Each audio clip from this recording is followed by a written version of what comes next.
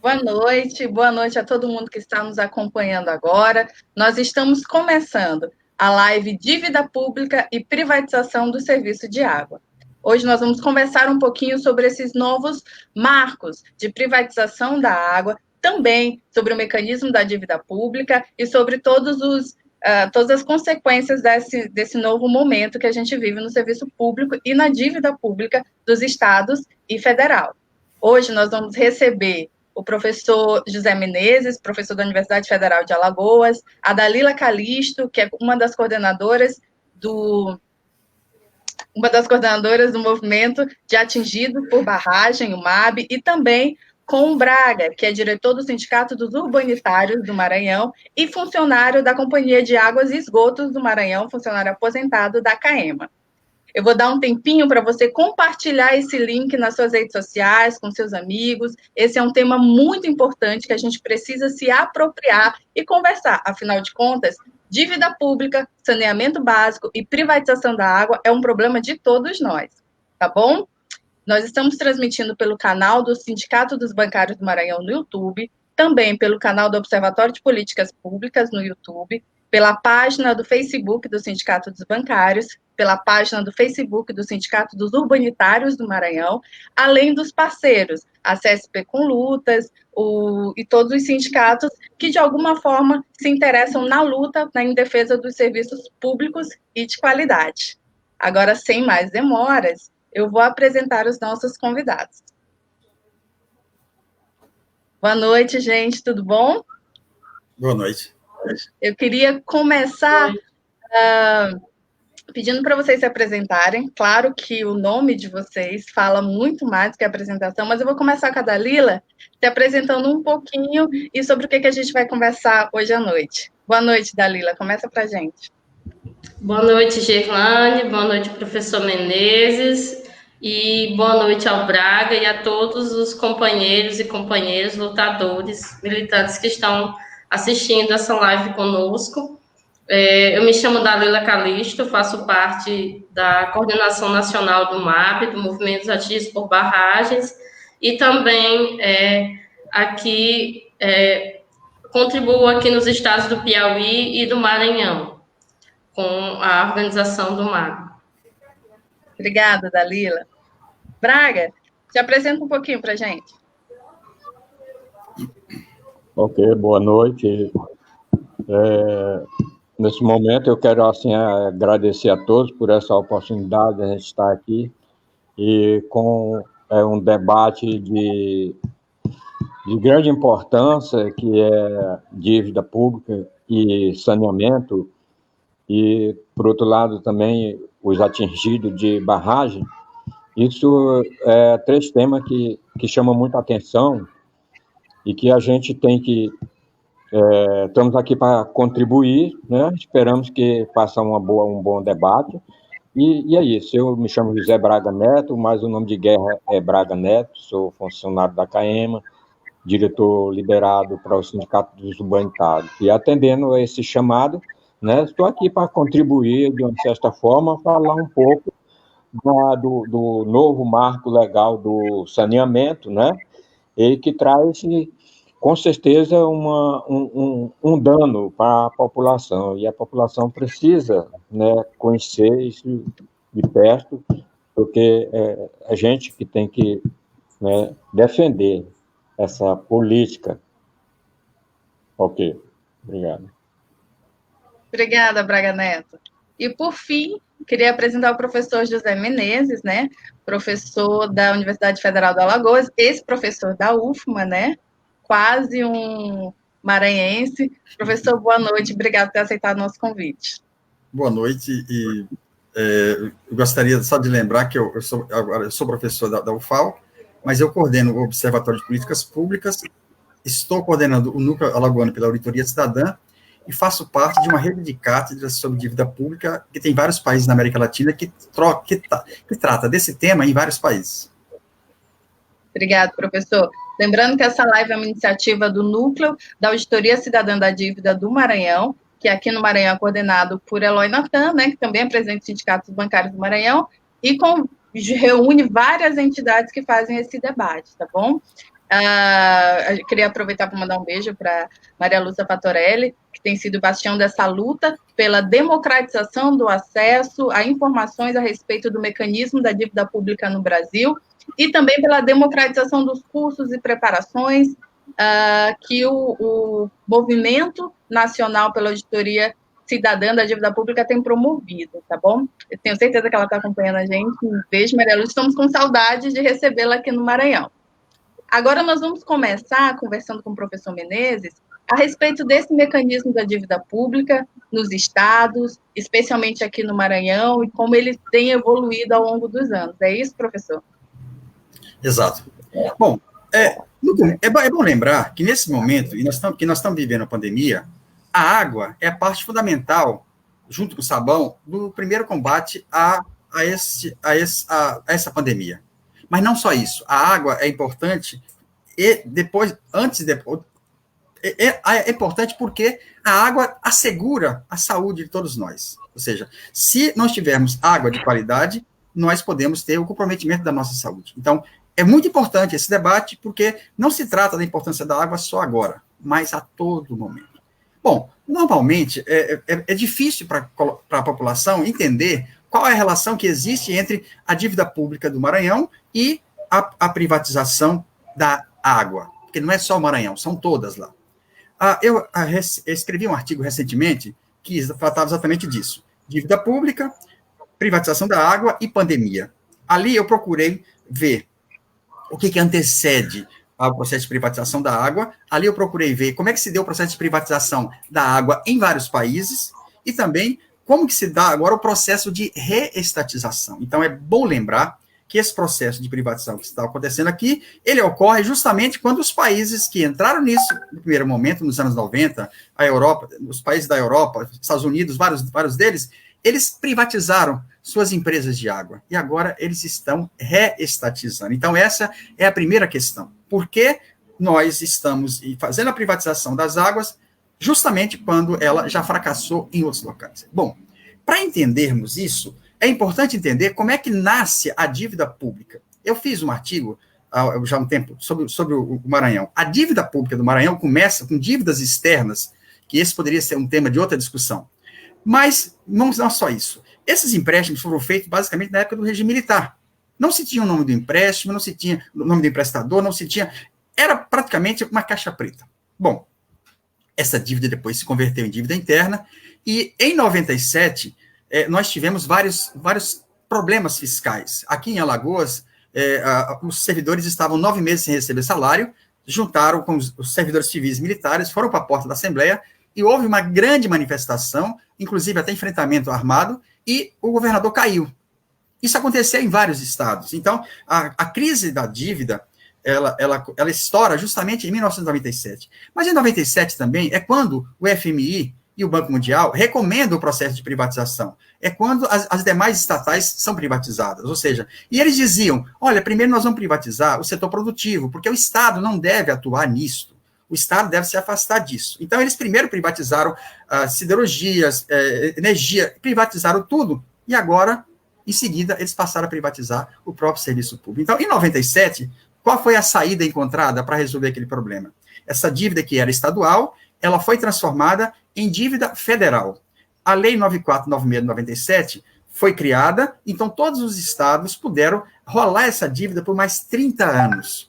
Só que para rolar essa dívida, existia uma condição, e essa condição era que os estados privatizassem todas as empresas estatais, ou seja banco, seja a empresa de energia. Então, nesse processo, o que nós tivemos? Um processo no qual a dívida foi rolada por 30 anos, só que teve uma coisa bem dramática, porque a taxa de juro cobrada era alta, um índice chamado IGPDI, anatocismo, tudo isso levou a uma situação em que 20 anos após essa renegociação, os estados alegaram novamente uma nova calamidade fiscal e exigiram uma nova renegociação. Só que tem um detalhe muito importante.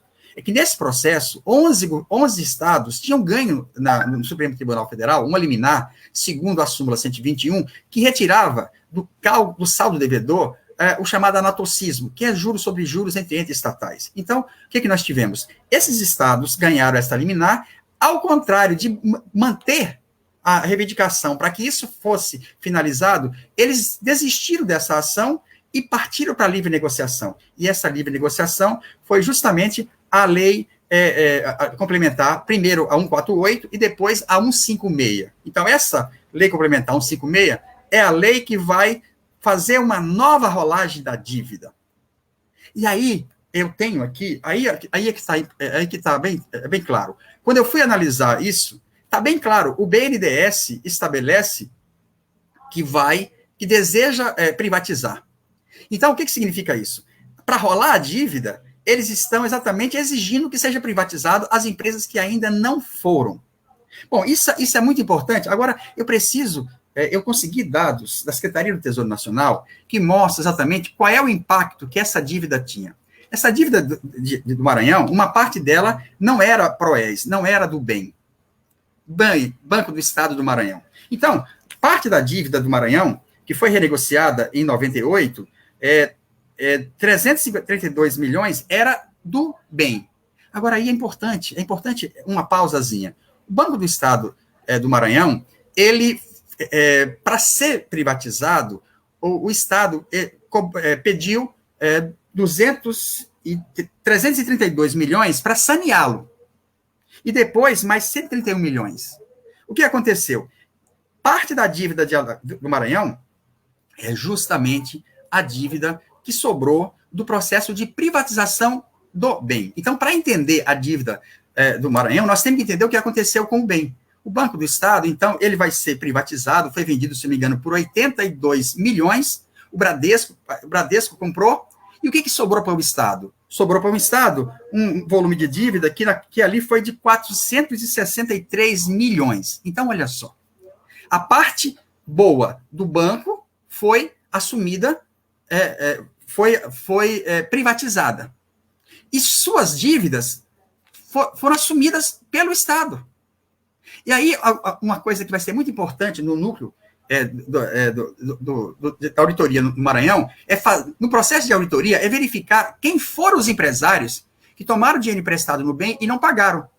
Esses que não pagaram ao bem são responsáveis pela dívida que a União teve que fazer. E aí, o que nós temos? Eu peguei tudo que foi pago de dívida pública do Maranhão, de 98 até 2015, só desse passivo que o Estado assumiu do bem, foram pagos 1 bilhão 297 milhões. Ou seja, praticamente quase 3 vezes o volume que foi emprestado. Olha só, aí eu procurei saber quanto que da dívida atual, em 2015, correspondia à dívida vinda do bem. Eu peguei isso aqui, mais a dívida que não era do bem, e deu 70% da dívida que foi renegociada em 2016, ela se origina do Banco do Estado do Maranhão. Então, isso aqui é muito, muito importante. Por quê? Porque nós estamos falando aqui exatamente de quê? De um processo no qual a privatização de um banco levou ao Estado uma grande dívida, e essa grande dívida acabou sendo o principal elemento motor. Porque, olha só, o Estado do Maranhão já pagou de dívida do Produban 1 bilhão e 200, 1 bilhão e 300, e a outra 1 bilhão e 200. Ou seja, quase 2 bilhões já foram pagos de dívida pública. Então, esse é muito importante. É necessário fazermos uma reconstituição. Quando tivermos na auditoria, verificar quais foram os empresários. Porque, possivelmente, vários desses empresários que talvez não tenham pago ao bem, pode ser hoje deputados, pode ser lá o que seja, não tenho a menor ideia ainda, porque é uma suposição. Aqui em Alagoas, nós já temos a evidência. Mas aí que está. O que significou o processo de privatização? Aí você pega o seguinte, você pega essa empresa aqui do Maranhão, aqui em Alagoas, o que eles fizeram? Pegaram a área metropolitana da Casal, que é a empresa daqui, e é essa que eles querem privatizar. Com essa, o que eles vão fazer? Eles vão entregar para o setor privado. Só que aqui tem uma coisa chamada subsídio cruzado. Hoje funciona, aonde tem empresa estatal, da seguinte forma: as regiões mais ricas, elas pagam mais, e essa receita adicional daqui é que financia as regiões com menor renda, que depende da Bolsa Família, que depende de vários fatores. Pois bem, o que eles querem aqui é exatamente o quê? Liquidar com a área mais rentável. E aqui tem uma coisa mais grave, porque a região de Arapiraca, que é a segunda maior cidade, já está privatizada. Então, na verdade, vai sobrar para o Estado apenas pouca coisa para ser administrada. Só que eu fui verificar o que aconteceu com o orçamento federal para água e saneamento. Ele tem caído progressivamente. Aí eu procurei investigar quais são as empresas que estão disputando as empresas de água. E aí a surpresa é que grande parte dessas empresas que privatizaram as estatais são empresas ligadas às empreiteiras. São empresas ligadas à Mendes Júnior, ou seja, olha que coisa curiosa. As empresas que estão querendo privatizar as empresas estatais são empresas ligadas às empreiteiras, as mesmas que se envolveram com o escândalo da Lava Jato, mas não é só isso. Por trás dela também tem os banqueiros. Porque aqui, a mesma empresa que é dona da Equatorial, ela também quer comprar a empresa de água. Então, aí eu procurei ver com que dinheiro que eles iriam privatizar. E aí é que está a grande tragédia. Essas privatizações preveem que 80% do dinheiro para privatizar virá do BNDES, que é um banco estatal. E aí é uma coisa bem dramática. Esse mesmo Estado que alega que não tem dinheiro para financiar as empresas estatais a uma taxa de juro subsidiada para que elas possam garantir a universalidade, eu sei lá mais o quê, o que eles estão fazendo?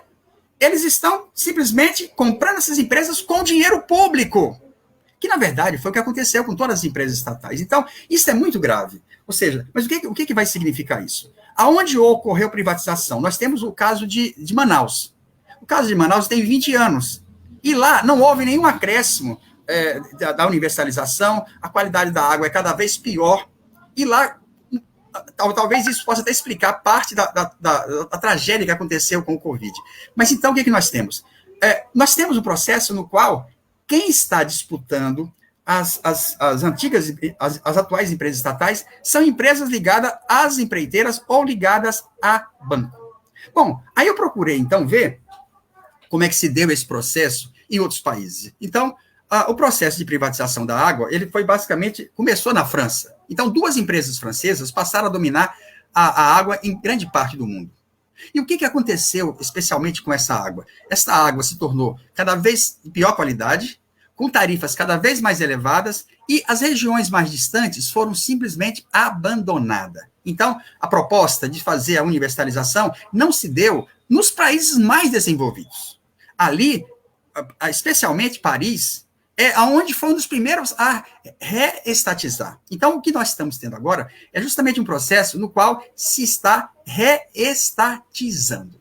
Bom, mas aí é que está. O que significa, por exemplo, para nós agora, nesse momento, estabelecer esse processo de privatização? Esse processo de privatização nos coloca a seguinte pergunta: para que é que serve o Estado Nacional? Para que serve a unidade federativa? Porque se hoje ele quer sair já saiu da energia, quer sair da água, quer privatizar a Previdência, quer privatizar a saúde, ele quer privatizar tudo, a grande pergunta é, para que serve o Estado? E aí é que está. Vamos lá. Hoje, o Estado funciona de que forma?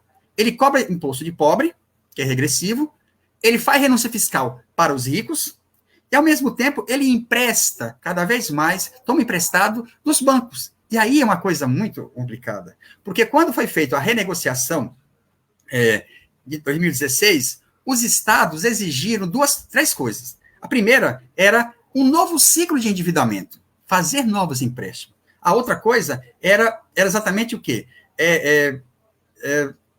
Eu esqueci agora a segunda coisa. Ter 2 anos sem pagar. Então, o que significou isso? Vamos pegar o caso de Alagoas. O caso de Alagoas é bem claro.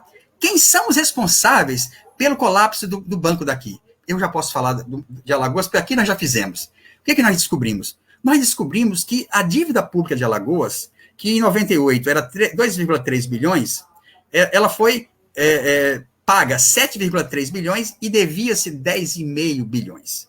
Bom, aqui houve uma CPI do Produban, e aqui, essa CPI do Produban, ela fez a listagem de todos os que deviam o banco. E esses todos que deviam o banco eram usineiros. Esses mesmos usineiros eram aqueles que também eram vereadores, que eram deputados, que eram prefeitos, que eram governadores. Então, aí é que é uma coisa muito interessante. Hoje, numa entrevista lá em Açailândia, o repórter me perguntou assim, mas essas empresas não são um antro de cabide de emprego e de corrupção? Eu diria que, se isso ocorre justamente porque quem está na gestão dela são os agentes privados.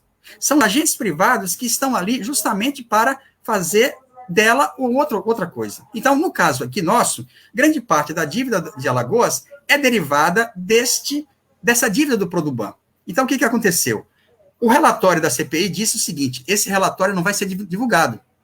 Então, isso é muito importante, por quê? Porque hoje eu posso dizer com toda clareza, a justificativa para fazer a privatização da água é justamente o mesmo argumento, é acabar ou reduzir a dívida pública. Pois bem, Alagoas tomou emprestado 2,3, pagou 7,3 e hoje deve 10. Então, esta alegação de que nós vamos ter, com a privatização, uma melhoria de gestão, é ilusório, porque, na verdade, qual é o problema? O problema não está em ser estatal, o problema está em ter uma destinação que não seja social. Então, eu diria que esse seminário e futuramente um manifesto e grandes outras coisas que poderiam surgir, vai permitir para a população entender da seguinte forma, olha, nós não podemos bancar o ônus do processo de privatização do bem.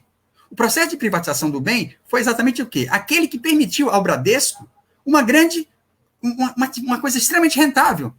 Gastou-se 300 e poucos mil para sanear e depois se vendeu por 82. Então, é muito importante lembrar para a população, e o jornalista lá de Açailândia, ele colocou exatamente isso. Então, quer dizer que querem privatizar hoje as empresas de água justamente para encobrir os rombos que ocorreram nos bancos? Então, para encerrar, por enquanto, eu diria, é fundamental fazermos a auditoria da dívida, e especialmente a do bem, porque aí nós vamos listar para saber quem são os empresários que tomaram dinheiro emprestado e que não pagaram. E, por sua vez, acabaram transformando isso em dívida pública, e hoje, o dinheiro que poderia ser usado para ampliar a CAEMA, um dinheiro que poderia ser usado para ampliar a saúde e a educação, um dinheiro que poderia ter sido usado para melhorar os indicadores sociais tão dramáticos do Maranhão, ele está sendo usado simplesmente para pagar dívida pública. Só quem ganha com isso são os banqueiros. Então, eu paro por aqui, tendo perguntas, eu volto a falar, mas só mais uma vez lembrar que esse debate é fundamental que seja difundido, porque toda a população maranhense precisa saber que ela corre o risco de perder sua empresa de água, porque privatizaram o bem e o passivo ficou todo para todos nós. Ou seja, o Bradesco ficou com lucro e o prejuízo ficou para toda a população que precisa de serviço público. Perfeito. Que aula, professor. Perfeito, como sempre. É um processo muito parecido também com a privatização da Vale, né, de quase todo o patrimônio público. A gente vai voltar a conversar sobre isso. Uma coisa que você lembrou muito bem, que eu queria registrar aqui, é que no final das explanações, a gente vai abrir para perguntas, dúvidas, para você manifestar sua opinião, participe com a gente pelo chat, tá? Antes de passar a palavra para uma das coordenadoras do Movimento por Atingidos por Barragens, o MAB, a Dalila Calisto, que está aqui com a gente, eu queria só mandar alguns abraços para quem está acompanhando com a gente aqui, ajudando a democratizar esse debate, o Francisco Souza, de Açailândia, bancário, lá do Sul, Jaciara Castro, que é funcionária da CAEMA também, da categoria dos humanitários, Sueli Gonçalves, que é uma das conselheiras da cidade, né? Carla Nazaré, de Caxias, do Sintrap, de Caxias, beijo, Carla, Ana Garcia, professor Acrísio Mota, sempre presente nas lutas, beijo, professor Acrísio, né? Grande a crise. Jacksenildo, também, dos sindicatos urbanitários, base sindicatos urbanitários, Natanael, Jobert, que é bancário também, sempre acompanha a gente. Fiquem aí, mande essas perguntas que já a gente responde. Agora eu quero passar a palavra para a Dalila. Dalila, primeiro, obrigada de novo por ter aceitado o nosso convite, tá? Muito nos honra ter uma das mulheres de luta do movimento por atingidos movimento de atingidos por barragem aqui com a gente. Eu queria conversar um pouquinho contigo sobre como esse processo de privatização da água, né, atinge os moradores de perto das instalações dessas grandes hidrelétricas e como atinge as comunidades tradicionais. A palavra está com você, Dalila. Então, obrigada, Gerlândia, e também, em nome do MAB, gostaria também de agradecer ao Núcleo Maranhense da Auditoria Cidadã da Dívida Pública pelo convite e também por proporcionar esse seminário, né, esse debate virtual sobre um tema tão importante que talvez seja o tema da água, né, principalmente nesse momento que nós estamos vivendo, mas também considerando o contexto, né, do nosso país e a nível mundial, talvez o tema da água seja o tema mais importante para a vida do povo brasileiro, né?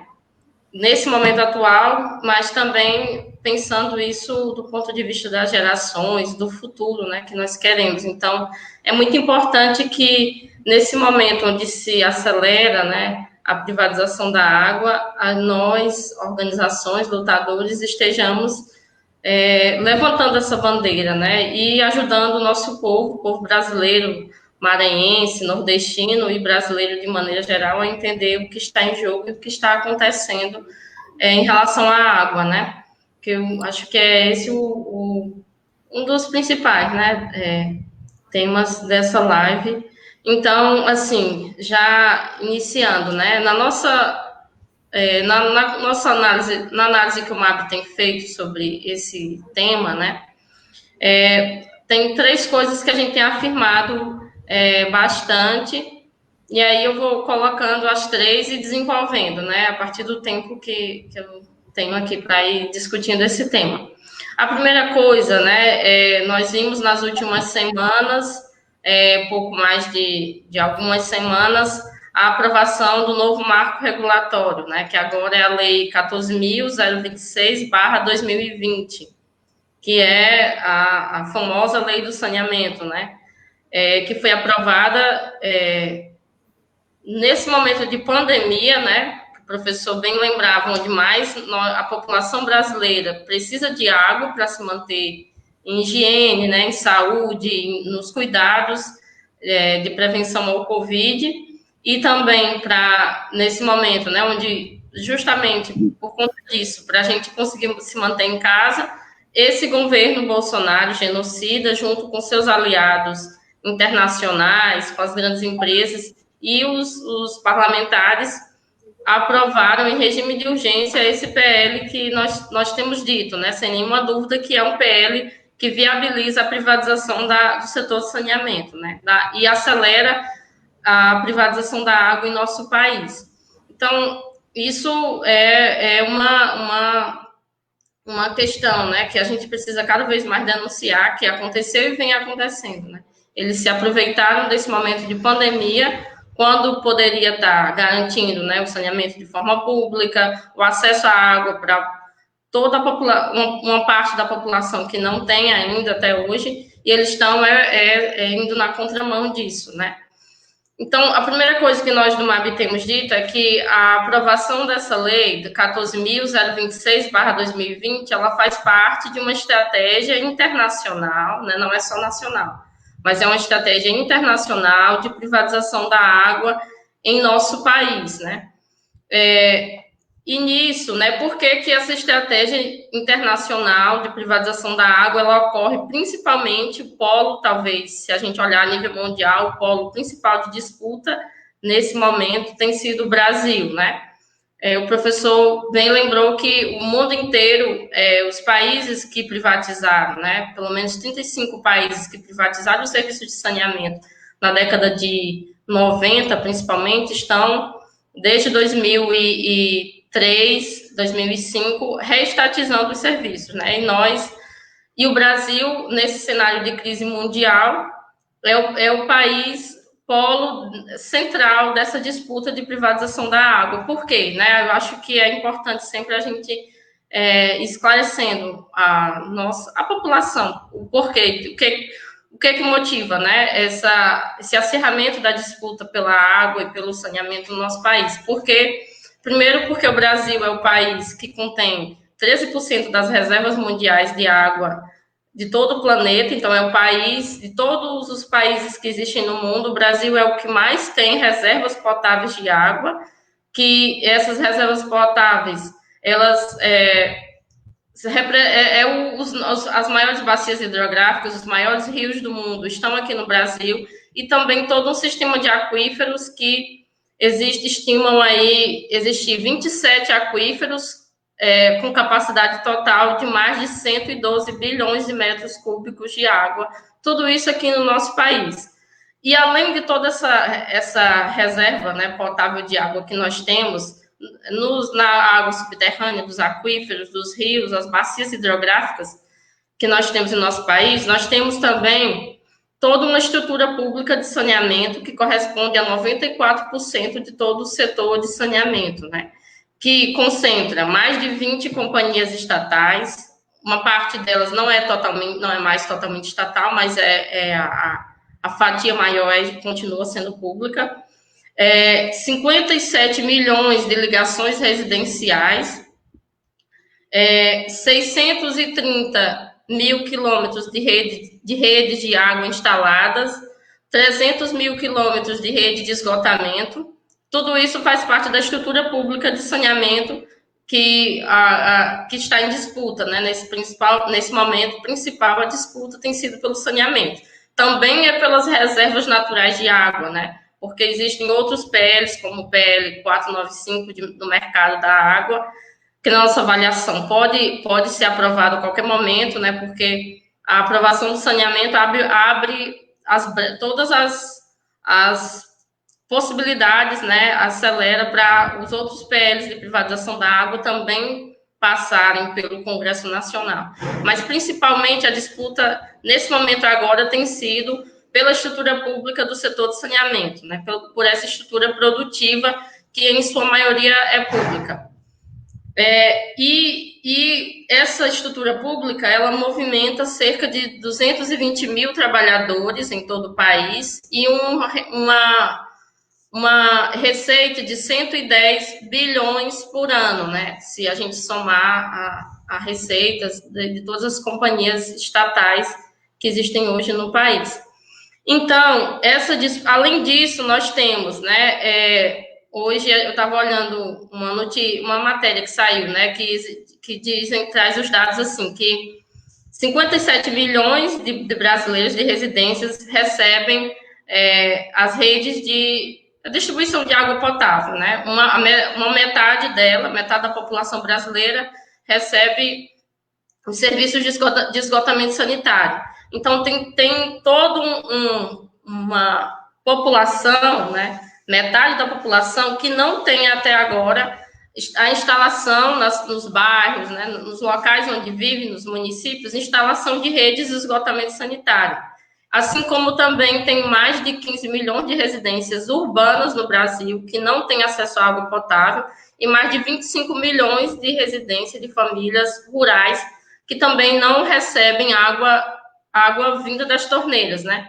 Então, isso significa que nós temos uma estrutura que o setor de saneamento, a distribuição de água potável, de esgotamento sanitário, seja só a coleta e tratamento de esgoto, limpeza urbana, é feito hoje pelo saneamento, pelas empresas estatais de saneamento, é todo um mercado, é toda uma estrutura pública que as grandes empresas querem se apoderar agora, né, e transformar isso num grande mercado, em vários negócios, né.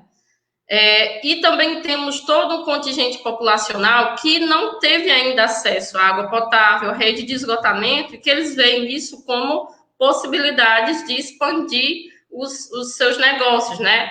Até eles falam assim, que em 13 anos eles querem atingir a meta de mais de 90% da população brasileira ter rede de esgotamento sanitário, quando hoje nós sabemos que metade, né? Não chega nem direito a 60% da população brasileira que tem coleta e tratamento de esgoto. E eles colocam isso em 13 anos, né? Através de investimento, né? Que eles falam de 700 bi, chegar às empresas privadas se apropriando do setor de saneamento, vão atingir essa universalização, né? Então, tudo isso, eles querem se apoderar, né, de tudo isso. E aí, nós temos dito assim, que por isso que a gente fala, né, que esse PL faz parte dessa estratégia internacional de privatização da água, porque, como o professor já colocou, quem comanda, quem são as empresas interessadas, né, na privatização do saneamento? Não são só as grandes empresas privadas que hoje controlam 6% do saneamento no Brasil, que é principalmente a EGA, que é uma empresa que hoje ela tem capital estrangeiro, né? A BRK Ambiental, a Águas do Brasil, não são só as empresas privadas de saneamento, que controlam 6% apenas do setor, do serviço de saneamento hoje no Brasil, que querem se apoderar do setor, dessa estrutura pública de saneamento. Mas são também as empresas de energia, como a própria Equatorial, já saiu, né, matérias nas últimas semanas, a Equatorial se colocando como uma das empresas que vão concorrer a esse processo de privatização do saneamento.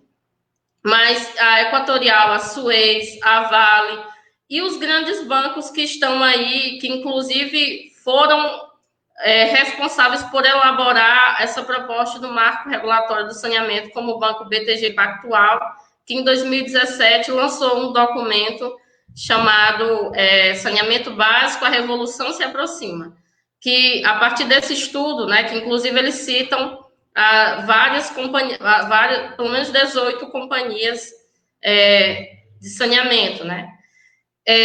Então, os grandes bancos, né, assim como o BTG Pactual, o Banco Itaú, estão interessados também na privatização, assim como a Nestlé, a Coca-Cola.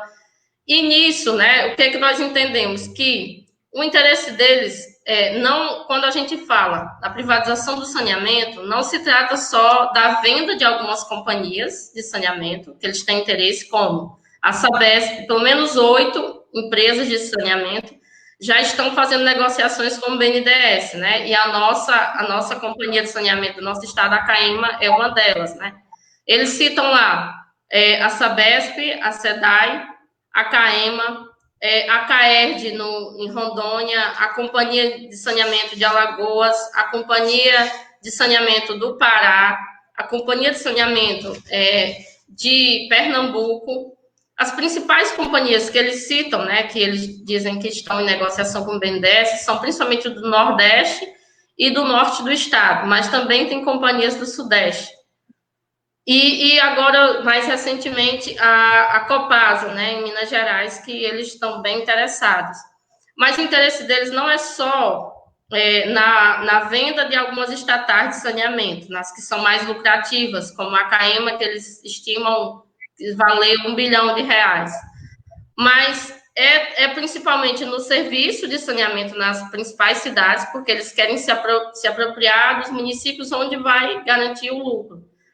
Mas não é só isso quando a gente fala na privatização, não é só, quando a gente fala assim, privatização do saneamento, não é só, na nossa compreensão, né, não é só a venda das companhias de saneamento, de algumas, das que vão ser mais lucrativas, e nem só a privatização dos serviços de saneamento em alguns municípios, mas é principalmente o que essa lei 14.026/2020, ela revela, que eles estão estruturando um modelo tarifário autofinanciado para o setor de saneamento, que é um modelo baseado no modelo do setor elétrico, né? Na metodologia tarifária que a ANEEL hoje pratica, depois das privatizações das companhias, das distribuidoras de energia, né, que começou nos anos 90 e até hoje tem algumas, né, que recentemente foram privatizadas, como a Cepisa aqui no Piauí. Mas eles estão, na verdade, estruturando esse modelo tarifário, né? Porque é isso que quando eles falam marco regulatório do saneamento, na verdade, é um novo modelo de tarifa, um modelo tarifário autofinanciado, onde a tarifa que vai remunerar os investimentos, né? Onde o valor da tarifa vai ser vinculado à base de investimento que eles estão prevendo aí, do que eu já citei, que em 13 anos eles querem atingir a universalização da água, atingir a universalização do esgotamento sanitário, mas isso é sob custo de uma nova tarifa, né? Primeiro, o BNDES financiando isso, e todos os custos que as empresas vão ter, tanto os custos gerenciáveis ou não gerenciáveis, vão ser incluídas nessa tarifa, que é uma tarifa que difere totalmente da tarifa que as companhias de saneamento hoje aplicam para distribuir os serviços de água e de esgotamento sanitário. Eles querem transformar a água em um negócio, então vai ter uma tarifa dolarizada para o consumo de água, uma tarifa dolarizada para o esgotamento sanitário, uma tarifa dolarizada para o serviço de limpeza urbana, uma tarifa dolarizada para o serviço de resíduos sólidos, né? E nisso nós vamos aqueles princípios, né, que tem no saneamento público de taxa mínima, né, de que a gente paga o esgotamento sanitário. Tem cidades como aqui em Teresina, antes da privatização, era 50% do valor que eu pagasse de água que eu pagava de esgoto, né, de esgotamento sanitário, mesmo sabendo que Teresina não tem esgotamento sanitário, mas já se cobrava uma tarifa. E agora, depois que se privatizou, que a EGA é a empresa que comanda aqui os serviços de saneamento de Teresina, eles aumentaram de 50% o valor do esgoto para 80% em 2 anos, e estimam chegar a 100%. Então, o mesmo valor que eu pago de água, a água chega nas minhas torneiras. Ela pode não ser de qualidade, ela vem no valor alto, porque já é dentro dessa metodologia tarifária que vai de acordo com as regras do mercado, mas a água ela chega nas minhas torneiras. Só que o esgoto não. Em Teresina não existe, pouco existe, acho que é 8%, né? A coleta de esgoto, e tratamento não há. Mas a população já paga na tarifa de água 80% de tarifa de esgoto, e tem a previsão de chegar a 100%. O mesmo valor que ela vai pagar pela tarifa de água, ela vai pagar pela tarifa de esgoto, na única tarifa. E assim eles querem fazer com a limpeza urbana e com os outros. E isso vai significar altas tarifas na conta, uma sobrecarga, né, de tarifas na vida do povo brasileiro, que é bem quando a gente olha para o que acontece na energia elétrica, é nesse caminho que eles querem seguir, né? Se a gente diz que o preço da luz é um roubo, né, que nós pagamos uma das tarifas mais caras, é esse mesmo caminho que, infelizmente, essas grandes empresas estão tramando junto com esse governo federal para fazer valer no nosso país. E mesmo que haja estados onde e mesmo que em alguns estados não haja privatização das companhias, né, haja luta, resistência, ou uma postura mesmo soberana dos governantes, porque as companhias são estaduais, né? Mas veja que, na medida que eles vão mudar, na medida que eles vão estruturar um modelo tarifário autofinanciário, que isso vai ser o papel da ANA, né? Que agora a ANA vai ser a nova reguladora do saneamento básico a nível nacional. O que vai valer, esse modelo de tarifa, ela vai valer tanto onde o serviço foi privatizado, como nos locais onde o serviço permanecerá público, seja a nível municipal ou estadual, porque vai ser essa a regra, né? Que é isso que a ANEEL aplica hoje em todo o país, e mesmo nos locais em que existiam distribuidores de energia estatais, mas a gente pagava uma tarifa totalmente, né, muito alta. Então, esse cenário que nós estamos percebendo, né, que vai acontecer em pouco tempo em nosso país, de privatização do setor e de instituição de um modelo de tarifa que vai seguir o caminho do que ocorre hoje no setor elétrico, e nós vamos pagar cada vez mais caro para ter acesso, né, a bens essenciais para a nossa vida. Perfeito, obrigada, Dalila. É um cenário desolador, né? A gente enriquecendo os empresários, pagando por serviços que deveriam ser públicos e universais, né? Como a Constituição diz. Enfim, agora, antes de passar para o companheiro Braga Neto, que é diretor do Sindicato dos Urbanitários, que é o sindicato de base estadual, que abarca os trabalhadores das empresas de energia elétricas, públicas e privadas, e também dos trabalhadores das empresas de água, né? Antes de passar para o Braga Neto, deixa eu só mandar um beijo aqui para as pessoas que estão nos acompanhando. O Vander Almeida está dando boa noite a todos. Fernando Lula Pereira também. Rancho Conchital. Eu acho que eu pronunciei certo. Tá bom? Tá mandando um beijo de Miranda aqui no Maranhão. Altemar Moraes, da agência Tambor, que aqui com a gente sempre. Yara Ferri também, do PSTU, acompanhando a gente. Leone Mota, que é da base da CAEMA, né? Esse é que eu não vou conseguir pronunciar. Se eu pronunciar errado, por favor, me perdoe. É Kakashi. Eu acho que é isso. Beijo. A Arlane de Jesus está aqui com a gente. Gibran Santos também está aqui com a gente. Aline Marques, tá? Da base do Estilma, dos Sindicatos Urbanitários. Glebe Oliveira, presidente dos sindicatários, Sindicato dos Servidores de Sindicato e Partidos Políticos aqui do Maranhão. Jefferson Macedo, beijo para todo mundo que acompanha a gente. Vamos conversar um pouquinho com o Braga, né, sobre o trabalho do Sindicato dos Urbanitários e como é um sindicato de base estadual. Então, vocês acompanharam o processo de privatização, por exemplo, em São José de Ibamar e aqui em São Luís também, né? Conta para a gente um pouquinho dessa experiência dos sindicatos urbanitários. Esquece de ligar o microfone, Braga. Bom, tá dando para ouvir, né? Agora sim. Certo. Agora, em primeiro lugar, eu quero dar um cordial boa noite aí para todos, companheiros e companheiras que estão participando desse debate. Inclusive, você falou o nome aí de muitas pessoas, companheiros e companheiras da base do Sindicato Urbanitário, da CAEMA, funcionários da CAEMA. Isso é muito importante, é hora da gente unir as forças, né, e lutar contra esse desmando que está acontecendo, né, no país. Eu quero uma boa noite à companheira Sueli, uma companheira que tem contribuído bastante para a questão do saneamento, a questão fora da cidade, enfim, todos aqueles, o professor Menezes, a Dalila, mais uma vez, boa noite. Quero agradecer a todos de coração.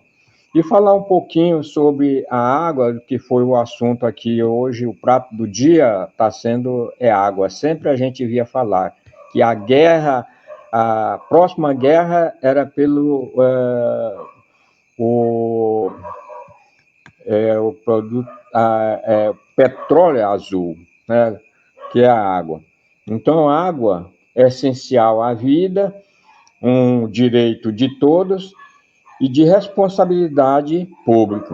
E que hoje a gente está vendo um grande interesse da autoridade do governo querer transmitir essa responsabilidade para quem não tem compromisso com a sociedade, que é o capital privado, né?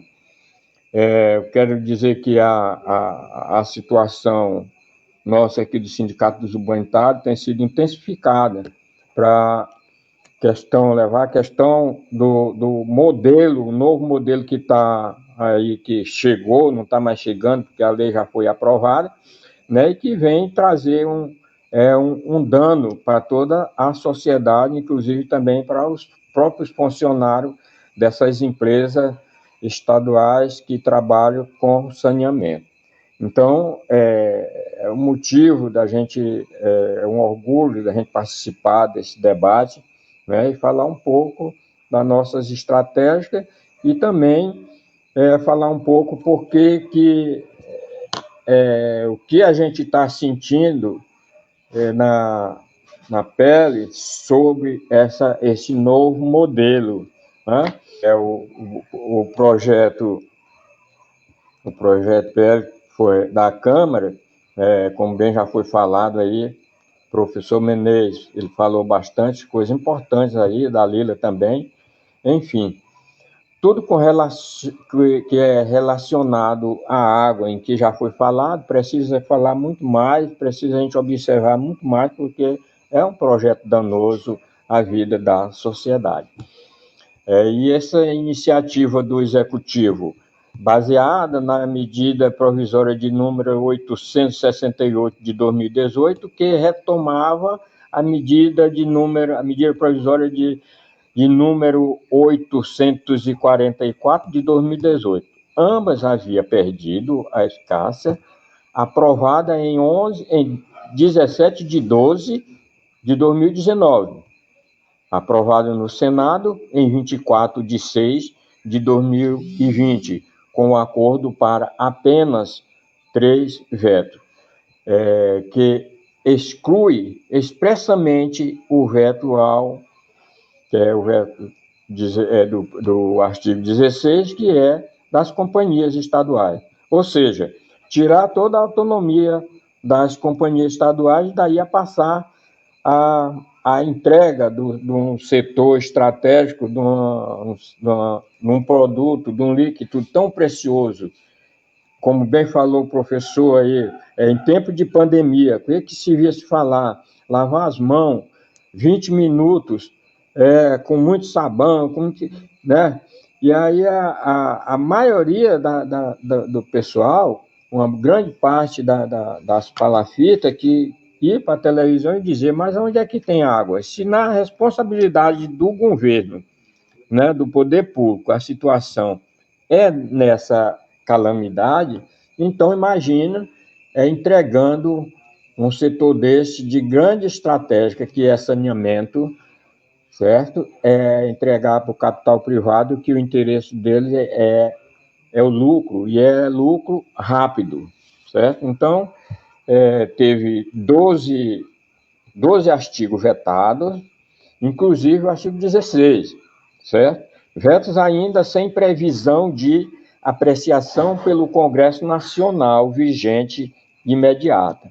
As leis alteradas, que altera de conta dessa lei, foi a Lei 9.784, 10.768, 11.107 e 11.445, que foi a grande lei nacional que foi discutida, né, nos anos 2003 e aprovada em 2007.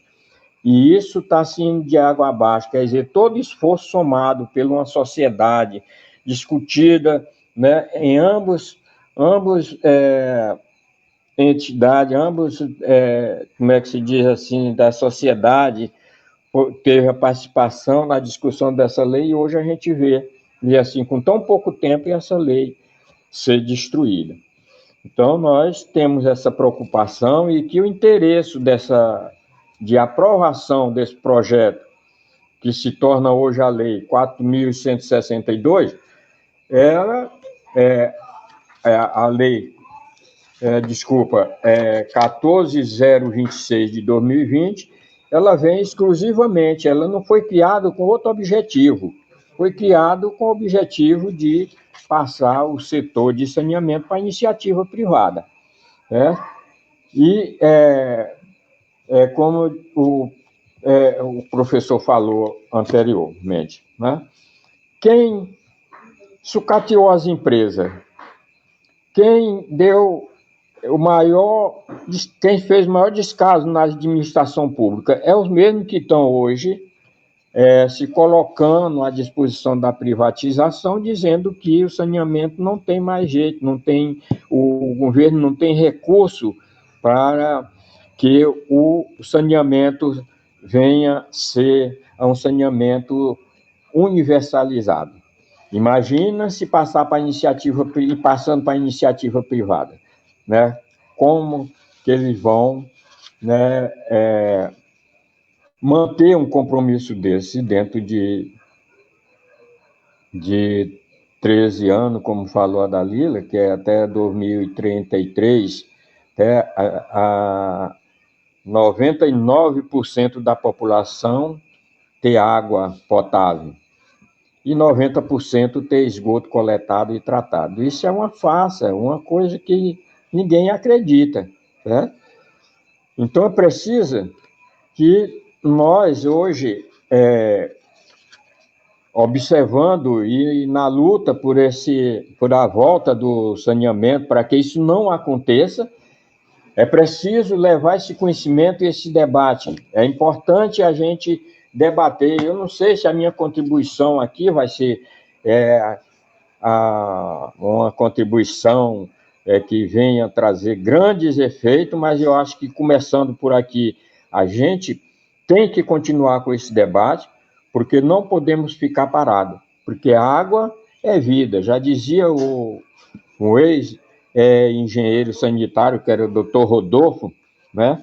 Ele já colocava que a água, saneamento é vida, e saneamento começa quando a criança nasce. Se não tiver se não fizer um bom saneamento nele, uma boa limpeza, ele morre infectado dentro de poucas horas. Então, nós temos esse conhecimento e nós, como trabalhador no setor de saneamento, a gente tem que incorporar esta luta, né? A outra coisa que é importante aqui é a prestação do serviço por entidade que não integre a administração somente por licitação. Proibição expressa de contrato de programa, convênio ou termo de parceria. Assegurados os contratos de programa regulares vigentes, necessidade de comprovação de capacidade econômica financeira da contratada. A exigência de regra mínima nos contratos quanto à expansão, perdas, qualidade, eficiência, reuso, aproveitamento de chuva e indenização de bens reversível, possibilidade de solução de conflito por mecanismo privado. Ou seja, se nós, o setor privado, ele não vai ter uma preocupação de abastecer, de fazer um bom atendimento à população. A preocupação do setor privado, como já foi falado aqui, é nas contas, é nas tarifas, é aumentar as tarifas absurdamente em um tempo curto. Eles não vão perder tempo. Nós vimos aí, como foi falado aí, a questão da Equatorial, né? Dizer que até dezembro de 2033, seja 99% da população com água potável, essa só acredita quem não conhece, quem não tem experiência, quem ainda não viu ainda o resultado das empresas que já foram os serviços privatizados e que foram privatizados novamente, né, para o Estado, porque o setor privado não teve como cumprir com esse compromisso. Abastecimento de redução de perda e de melhoria dos processos de tratamento. Contratos em vigor terão que incluir as metas até março de 2022. Ou seja, muitas das empresas estaduais que não tiveram seus contratos renovados, que estão operando muitas vezes em municípios sem ter um contrato assinado, e se tiver o contrato assinado, eles têm que ter até 2022, né? Até 2022, com suas metas, porque não cumprindo, né? Ali acabou os contratos. Aí passa a entrar as licitações, as privatizações, certo? Um outro problema que tem muito sério também é os contratos firmados por licitações permanecerão inalterados. Pode-se dizer que as novas metas só valem para empresa pública, né, que tiver os seus contratos agora. As que forem fazendo contrato, elas só vão ter uma fiscalização de rever algum contrato, rever alguma meta que não está sendo cumprida após 5 anos. Antes disso, não pode. Né? Então, bom prestar atenção, essas coisas, muitas coisas aqui vão rolar, muitas águas vão rolar, mas muitos prejuízos também na vida da sociedade. A despeito das centenas de restatizações ocorridas no mundo. Fala-se de 311 cidades em 37 países nos últimos 20 anos. O novo marco legal, né, do saneamento conferiu prioridade expressa à privatização dos serviços com a concessão de auxílio financeiro para essa finalidade. Então, nós temos que ver. O professor Menezes, ele falou da contratação, a privatização. Quem vai pagar essas perdas? Quem vai pagar essas perdas? O banco vai pagar com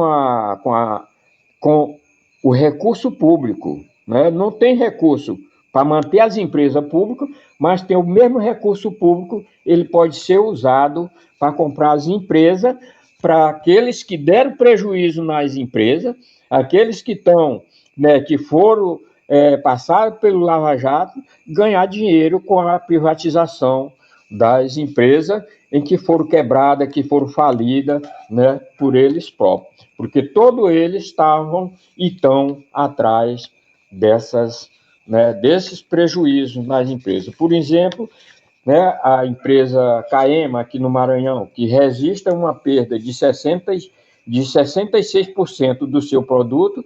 Quer dizer, quem é culpado disso? Se você for atrás procurar as prefeituras, os órgãos públicos que estão devendo à empresa, dava para sanar a empresa e universalizar água no Maranhão para toda a população. Mas o que é que, na hora dessa, não tem, o próprio poder público não tem condição de cobrar a ele mesmo, o próprio poder público. Vejamos bem, se o Estado vai cobrar o poder público, quem é que deve? É o próprio Estado. Quem é que deve? As concessões são de responsabilidade de quem? Dos municípios. Mas quem é que deve? São os municípios. Então, eles não cobram. Mas se cobrar, se você for atrás da dívida aqui daqui de São Luís, né, da Prefeitura de São Luís, mais de 100 milhões de recursos que a Prefeitura deve para a Caema. Então, são eles quem quebraram as empresas e eles agora acham que tem que vender as empresas porque o governo não tem recurso para manter as empresas, para sanear as empresas. Então, isso é uma farsa e isso nós não podemos aceitar. Está difícil, não está fácil, mas não podemos aceitar assumir essa responsabilidade como que nós fosse culpados de tudo isso. Enfim, eu acho que o meu tempo também aqui, ele resume, porque no início foi determinado um tempo para a gente. O que eu quero dizer? Com a consequência do novo marco legal. O que eu quero me ater? Como diretor do Sindicato dos Urbanitários, como a gente tem participado da luta e a gente tem enfrentado, já tem barrado muitas coisas que tem, muitos projetos, muitas ações do próprio governo, né, inclusive dos governos anteriores, né, que queriam privatizar a Caema, e o sindicato foi para cima e não deixou. Vale apenas falar das ações que o sindicato tem feito, tem bancado, mas isso só vale a pena também. Isso só acontece com duas coisas. Primeiro, é a participação dos trabalhadores, né? A participação dos trabalhadores nas ações para que se possa barrar a privatização. Falando aqui do Maranhão. E a outra coisa o outro processo também é a sociedade. A sociedade, se hoje você for fazer uma enquete, a sociedade vai dizer que quer água, ela não vai perguntar de onde vem, vai dizer que quer água, certo? Porque as empresas estão deficitárias, parte da sociedade não está satisfeita, então, sem água, ninguém pode viver. E por que hoje é o grande interesse do capital privado? É porque ele sabe que a Coca-Cola não mata a sede, o Guaraná Jesus não mata a sede de ninguém, tá certo? Então, o que mata a sede é água, o que lava o corpo é água, o que lava a roupa é água. Então é água. Água é vida, e vida não pode ser transferida para negócio. Então, o que se falamos aqui? Dalila falou a questão da água, falou a questão da energia. Por que a gente diz água e energia não são mercadoria? Porque a água ela gera energia e a energia ela gera água. Então, é um conceito que não pode separar um do outro. E isso é muito útil na vida da sociedade. Vejamos bem, quando se fala hoje de um governo que está aí acabando com o país, de um governo que está sendo culpado por uma pandemia se estender ao ponto que ficou com morrer mais de 100 mil pessoas no Brasil, por falta de um planejamento, mas está preocupada com a questão da privatização do setor público. E aí, né, a gente tem que ver, eu não estou aqui para dizer governo esse, governo aquele, mas eu quero falar que nos 13 anos do governo do PT, o país cresceu. O país cresceu. E a gente já havia falado em privatização, tanto do setor elétrico, como do setor de saneamento. Mas eu quero dizer uma coisa, que enquanto a gente tem um governo que ele para ouvir a sociedade, os processos de privatização vai se estendendo, porque vai se encontrando uma saída. Mas quando a gente tem um governo que não ouve a sociedade e que ele fala junto com seus ministros e que enquanto a pandemia vamos passar a boiada, é preciso que a gente preste atenção, é preciso que a sociedade aprenda, né, examinar esse tipo de gente, examinar quem está por trás disso, né? Examinar quem quer vir depois, tá certo? Para que a gente não tenha, né, a sorte ou a infelicidade de cair na gestão de um governo fascista, um governo corrupto, que nem esse que está aí no comando do Brasil. Um homem que aprovou, não tem competência para governar o Brasil. A competência dele, ontem, ouvindo aqui, eu vi um processo que o Zagallo passou para a gente, né? Até o próprio assessor dele, o ministro dele, já fala em empecilhamento de Bolsonaro. Então, a gente, ficando por aqui, nós temos que incorporar essa luta, porque a explosão das tarifas pelo prazo curto, isso vai acontecer. Fim do subsídio, como falou, né, professor Menezes. Aí muita gente, nós que trabalhamos no setor, nós entendemos o que é um subsídio, né? Mas o povo lá na sociedade não sabe o que é um subsídio. Ele não sabe o que é um município de baixa renda, um município que não tem renda, né? E com um município como a Ceilândia, como Imperatriz e outros, cobre aquela dívida daquele município que tem menos condição. E se passar para o setor público, nós vamos viver como quem usa o celular. Se tu tem crédito, tu usa. Se tu não tem, tu vai botar no bolso e pronto. Isso aí nós vimos a prova quando foi privatizado a água ali né, Imperatriz, como que eles usaram no registro passar o cartão, né? A pessoa passava o cartão, ia lá no chuveiro, cadê a água? Cadê a água? Porque acabou o valor, a carga que você botou no celular, você não tem mais como falar. Assim também a água privada. Venceu a conta, você não tem mais como, né, adquirir a água. Então, é muito preocupado isso. A outra coisa que tem, a ANA recebe novas obrigações sem novos recursos. Ou seja, acréscimo do corpo funcional, né? Acréscimo do corpo funcional.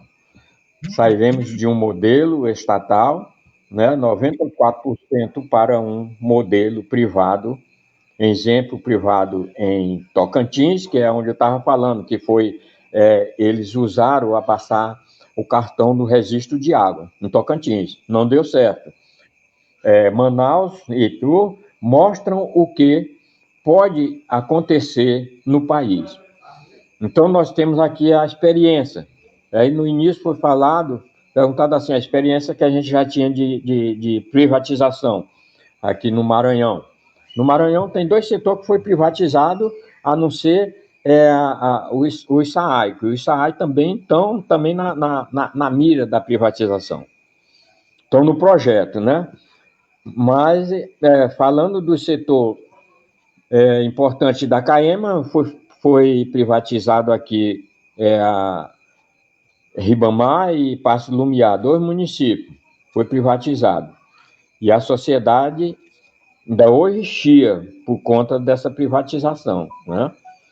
Houve recurso para que, né, fosse devolvido para a CAEMA, mas até agora não foi resolvido. O outro foi Água de Timon. Água de Timon era administrado pela prefeitura, pelo SAAE, Serviço Autônomo de Água e Esgoto, né? Mas foi privatizado. Foi privatizado. O que aconteceu lá? O primeiro dano que aconteceu foi os funcionários. Os funcionários ficaram sem saber para onde é que iam. Como eles eram estatutários, certo? A prefeitura absorveu. Levou pessoas para a Secretaria de Educação, levou pessoas, distribuiu na Secretaria. Mas o SAAI ainda existe lá. Como é que o SAAI existe lá em Timon? Nas áreas rurais, aonde não tem renda, aonde não interessa por setor privado, tá certo? Lá o SAAI tem que arcar.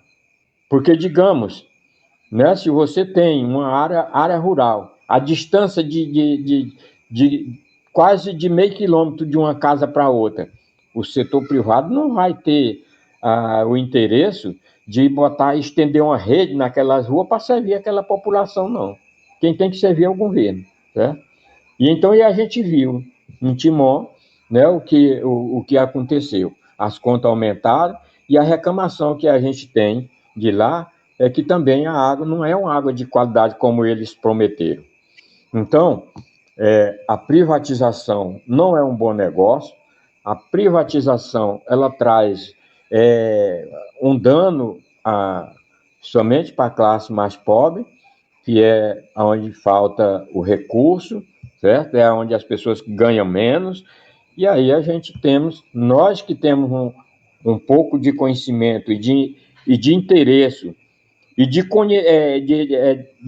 conhecimento dos danos que traz as privatizações, a gente não pode deixar a bola cair e a gente tem que estar sempre alertando, levando essa mensagem para a sociedade, para que a sociedade passe a compreender que não é um bom negócio a privatização. A privatização do banco foi um desespero, como o professor falou, o Banco do Estado, tá certo? O governo, na época, gastou milhões e milhões e vendeu a preço de banana, né? Entregou. Quem sabe quem está por trás disso, né? Nós não estamos por trás da venda do banco, né? Mas alguém está lá ganhando dinheiro com isso, certo? Então, nós temos que ver também que assim também a água, assim assim a energia, assim foi a telecomunicação e assim está sendo repassado aquilo que é público, o que é público é povo. Aí eu vi uma importância, encerrando aqui minha fala, dizer assim, há 2 nações, né, no país, há 2 nações, público e povo. 2 nações, público e povo. O povo luta pelos seus direitos e o público só assiste, né? Então, eu encerro aqui, eu acho que a minha contribuição, né, para esta noite foi essa. Obrigado, Braga, pelas colocações. Eu vou aproveitar aqui e dar uma corridinha por conta do tempo, vou ler alguns comentários aqui muito interessantes. A Vanner Almeida fala o seguinte: a iniciativa privada só quer o filé, ou seja, só quer onde dá lucro. Onde dá prejuízo fica com o poder público. Em Timon, a iniciativa privada ficou com a sede no município, os povoados que não dão lucro ficaram administrados pelo poder público municipal através da SAAI, né? Do SAAI. SAAI, né? Como a sociedade civil, de que forma podemos barrar as possíveis privatizações, a possível privatização da CAEMA, né? Uma questão muito interessante. A Vanner, de novo, fala uma coisa muito interessante. Com a privatização, quem vai pagar a conta é a sociedade com as altas tarifas. Como vem acontecendo com a BRK em São José de Ibamá e Passo do Lumiar, e com os consumidores das águas de Timon, na cidade de Timon, que é a empresa, né? Eu esqueci de registrar aqui, gente, devidamente, na verdade, a presença de Fernando Pereira, que é o presidente do Sindicato dos Trabalhadores Urbanitários do Maranhão, e a presença também de Eloy Natan, que é o presidente do Sindicato dos Bancários do Maranhão. Eu queria, antes de vocês começarem a comentar essas colocações, a Carla também acabou de fazer uma muito interessante. Com certeza o saneamento não chegará em determinadas áreas da zona rural, assim como não chegou a iluminação, embora ainda seja cobrada a tarifa. Verdade. Enfim, eu queria só fazer uma pergunta para o professor, para a gente fazer uma rodada rapidinha de perguntas. Professor, um dos principais argumentos, né, que embalam as ondas de privatização, como aconteceu nos anos 90, e como, infelizmente, a gente voltou a viver agora com esse governo de extrema-direita, é a necessidade de dar liquidez para o Estado, né? De ter recurso para investir em outras coisas. Mas como é que a gente desconstrói esse argumento quando o governo gasta mais de um terço do orçamento público com dívida externa que não é auditada, enfim, que a gente não sabe para quem que a gente deve e quanto que a gente deve? Como democratizar o debate da dívida pública para as pessoas entenderem que existe recurso, né? E como é o papel dos núcleos de auditoria, de auditoria cidadã da dívida nesse processo, professor?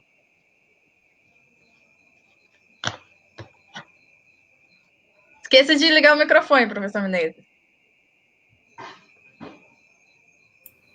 Bom, eu queria só lembrar a todos e todas que se inscrevesse nos canais que estão transmitindo, porque eu sempre estou fazendo esse alerta. A extrema-direita se apropriou das mídias sociais para pedir a volta da Idade Média.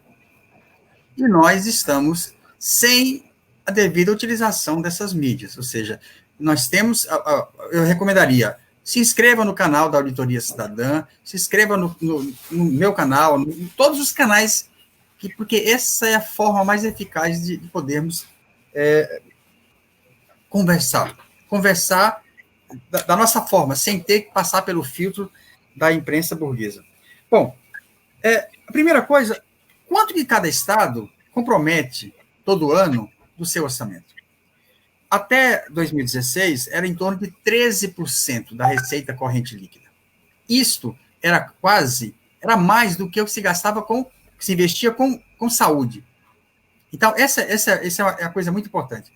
A União tem 40% do seu orçamento destinado a pagar juro da dívida. E tem uma coisa muito importante, a ONU, ela tem um levantamento que diz o seguinte: para cada dólar investido em saneamento, se economiza 4 com saúde.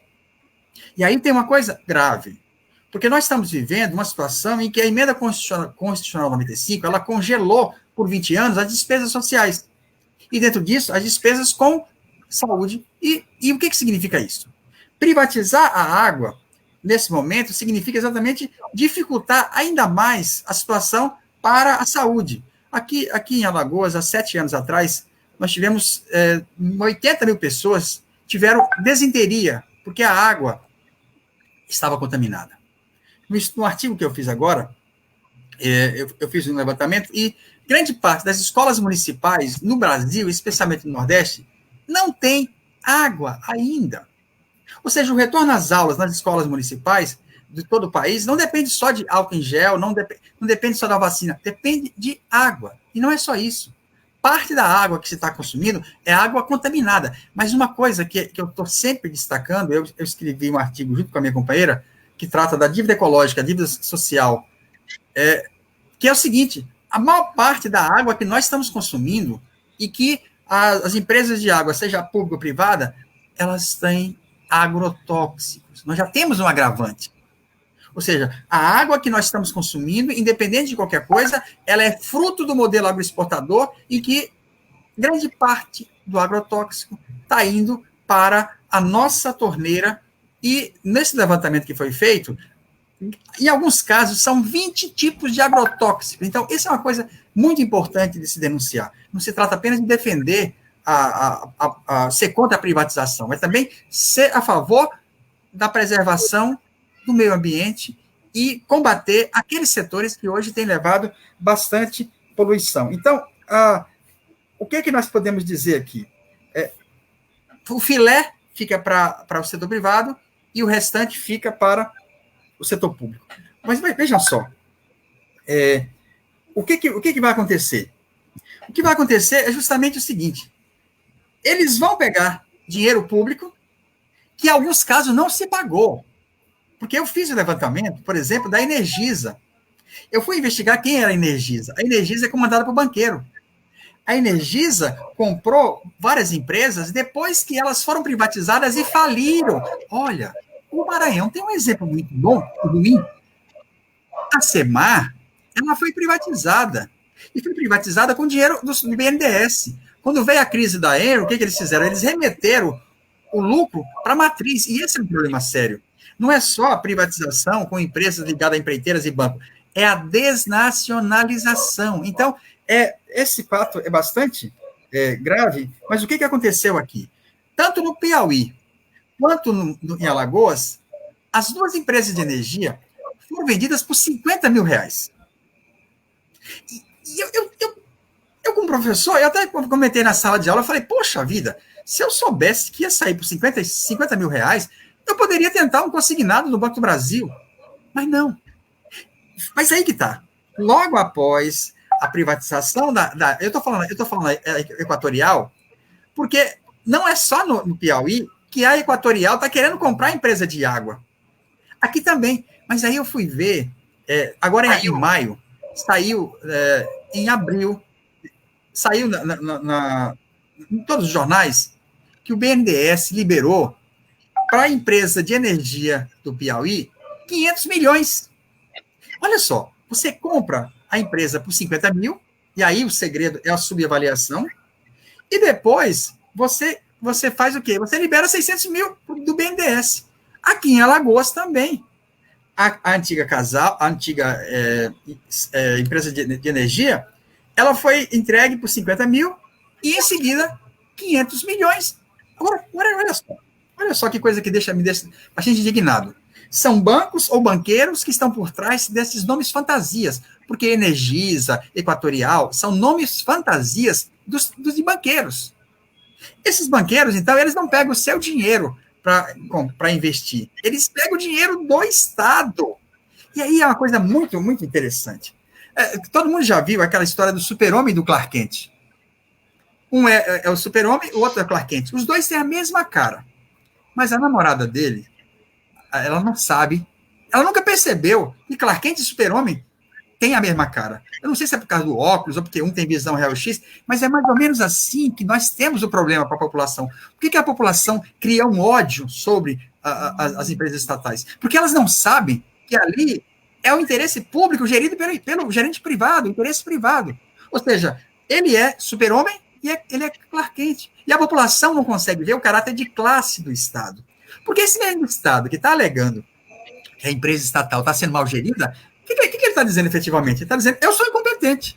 Mas ele é incompetente como? Como representante do interesse público ou como representante do interesse privado? Não, ele está ali representando o interesse privado. Quem é que estava na gestão do Estado em Alagoas quando as empresas, o Produban fez empréstimos e depois não conseguiu pagar?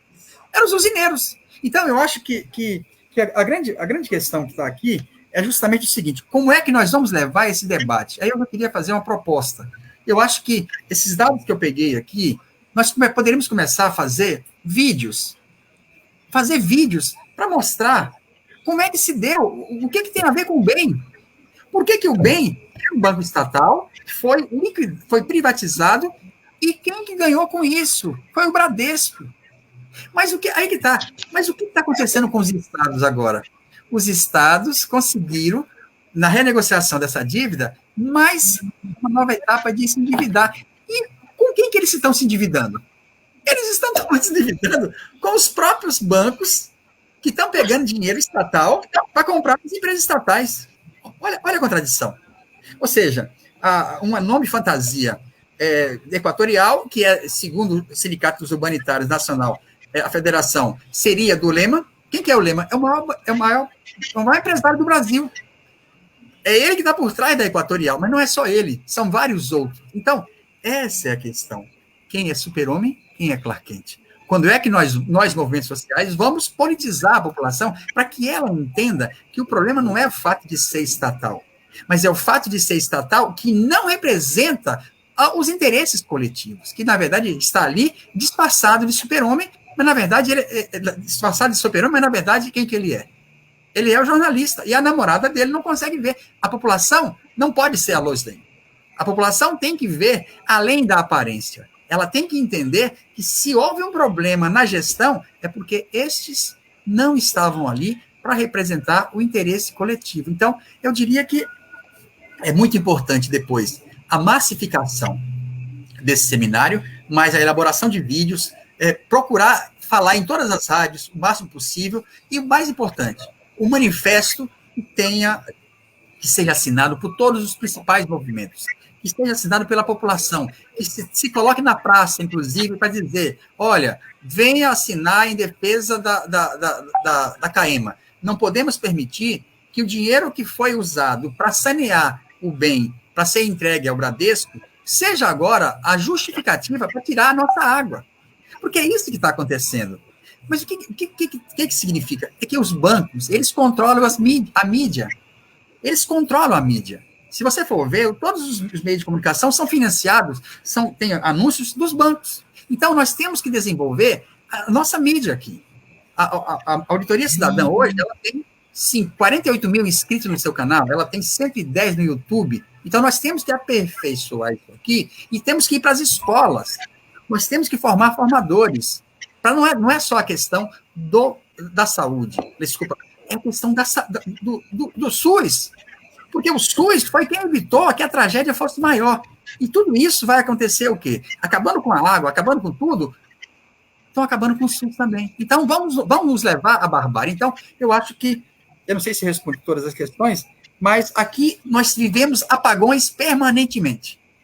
Demitiram 660 trabalhadores, que essa é outra questão.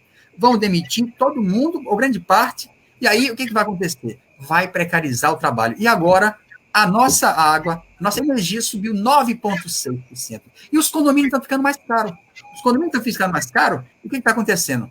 Eles estão pressionando para reduzir o salário dos trabalhadores do condomínio. Para você ter ideia da complexidade. Então, por enquanto, se tiver mais questão, eu volto, mas primeiro eu queria demarcar exatamente isso. A importância de fazer esta mensagem chegar ao máximo de pessoas. Ter um manifesto, ir para as praças, porque a população precisa saber do fundamental.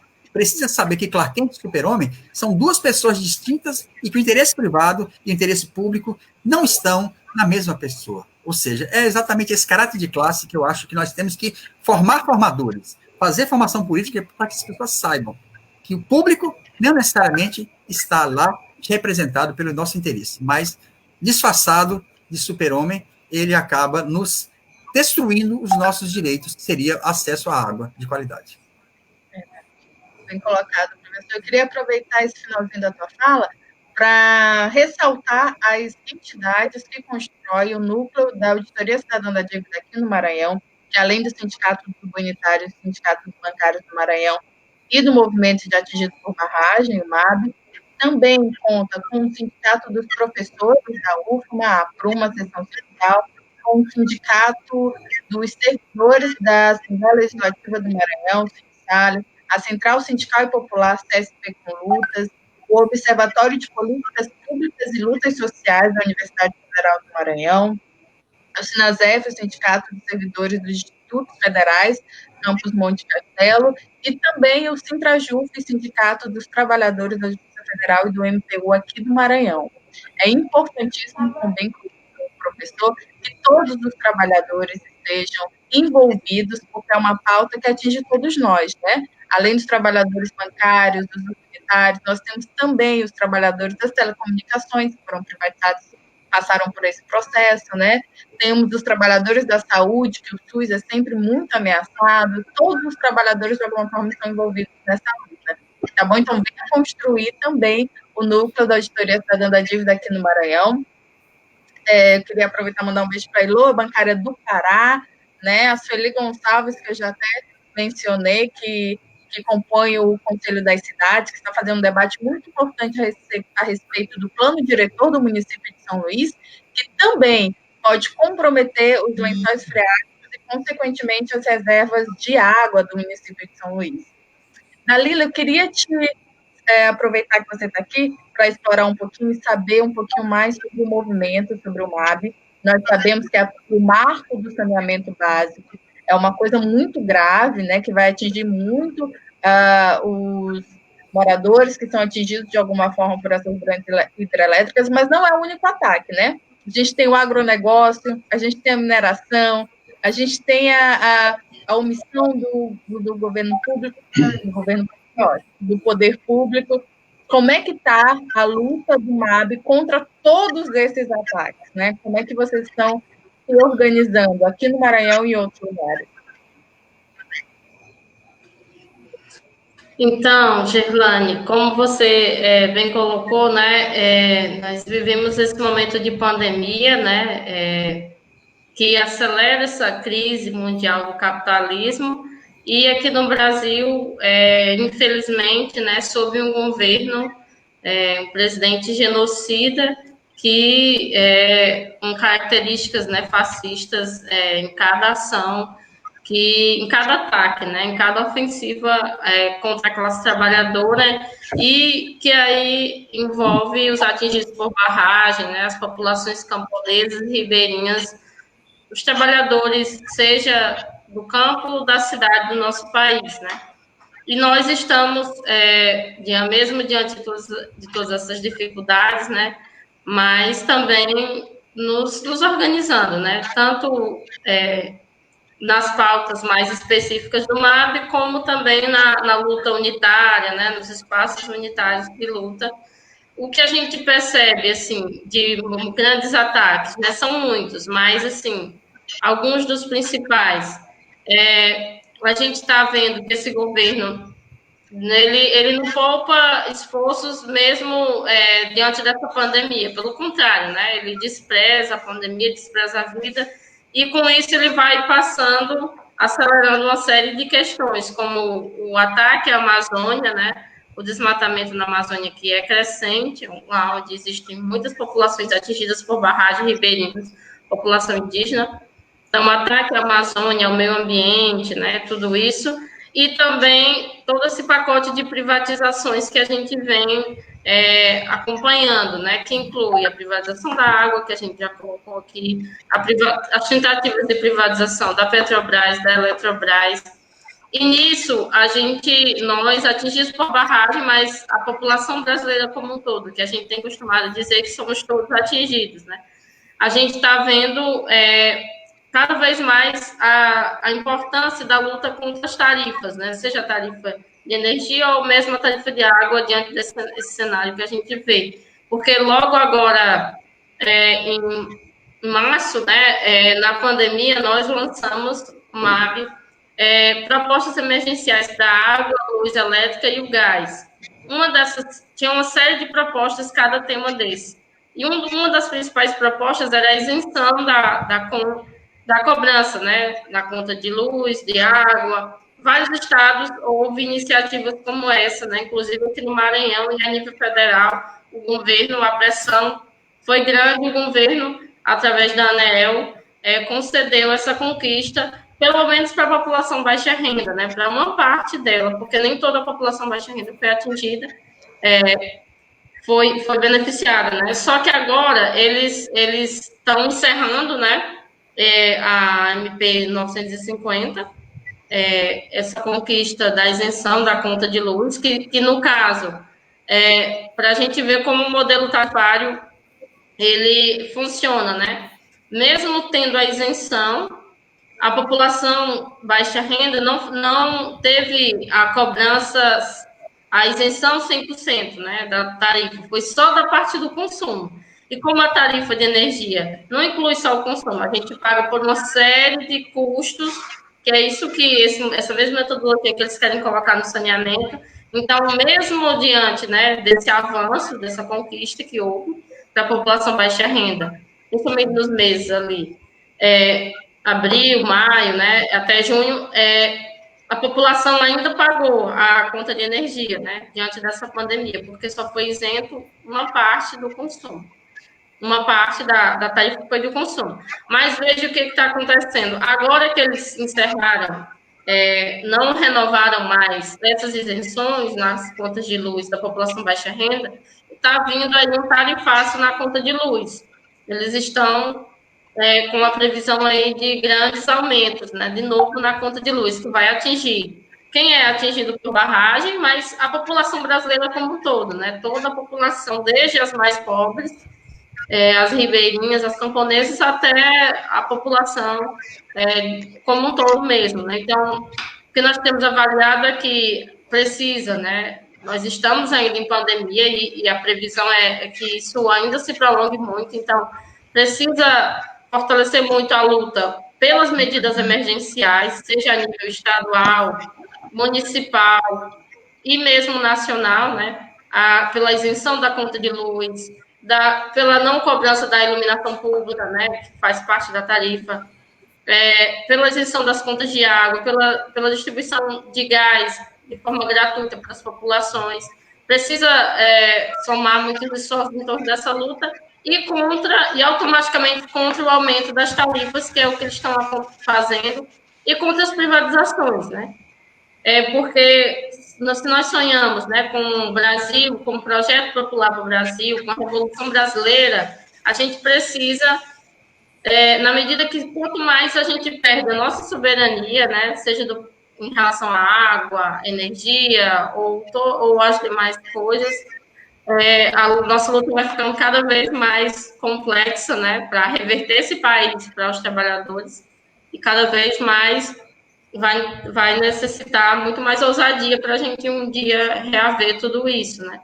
Então, o que nós temos pautado muito esses temas centrais, né? Além de os direitos, né, das populações atingidas, o caso de Brumadinho, Mariana, que continua aí, né, as populações sofrendo nesse momento, não está resolvido, né, pelo contrário, o tempo vai passando, né, novos anos vão se completando, e nada das empresas, da Vale, desse governo, né, genocida, tomar alguma atitude em favor dos direitos dessas populações. Então, nesse sentido, que a gente vai se organizando aqui no Maranhão, né, no Piauí, e a nível nacional também. Perfeito, obrigada, Dalila. É sempre bom reforçar a importância desse movimento nessa luta pela manutenção dos direitos das comunidades que são atingidas, que são atropeladas pelos grandes projetos, pelas grandes barragens. Braga, deixa eu conversar um pouquinho contigo também. Recentemente, né? Na verdade, há alguns poucos anos atrás, o Sindicato dos Urbanitários tem encampado uma luta enorme em defesa da Eletrobras, né? E também agora em defesa da CAEMA, né? Faz sentido? Tem alguma razão de existir esse discurso que a CAEMA, que é a empresa de águas e esgotos do Maranhão, não é viável? É uma empresa deficitária? Ou esse é só um dos vários argumentos usados, argumentos falaciosos, para empurrar a privatização de um bem público? E importantíssimo lembrar que aqui no Maranhão nós temos um governo dito de esquerda, do PCdoB, mas ainda assim as ameaças à privatização da CAEMA são constantes. Fala um pouco para a gente sobre a viabilidade e sobre as condições financeiras da CAEMA, Braga.